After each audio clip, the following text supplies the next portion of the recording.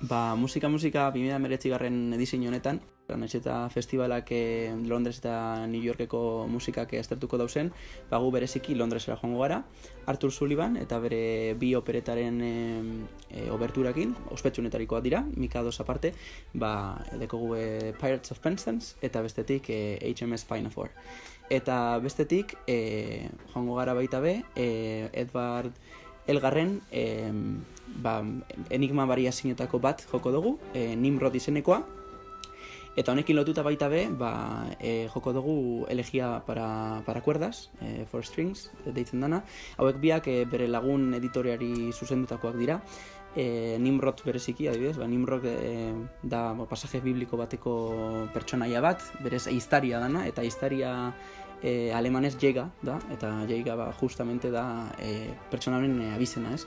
Eta Elegia bera bera hil zanean oneri dedikatu dutzen. Orduan, apur bete, ez bakarrik bere Sullivaneri eta Elgarreriko ingo dutzegu zera, ez? Omenaldia, baizik eta bere musikagaz bere editore eta lagun oniri musika munduan murgildu arazo dutzona, ez da? Eta bestetik, amaitzeko edo, pompa eta zirkunstantziako lehenengo martxa ingo dugu, oso, handia dana, eta ikusiko dugu, zelen orkesta handi batekin, dantzarasi ingo dazkuenak danok nik uste dut, eta festival osoari mogituko dazkuenak, ez? Behotxik orkestagaz lan egitea da opari bat moduan, ez? Azteko, olako orkesta bat ez duzulako aurkitzen edo, ez? Gazteen orkesta bat, gazteek sortutakoa, gazteek sustatutakoa eta gaztez osatutakoa, ez? Ez da oso horrez olako iniziatiba bat aurkitzea, eta ni oso gustura sentiduna, hemen barruan.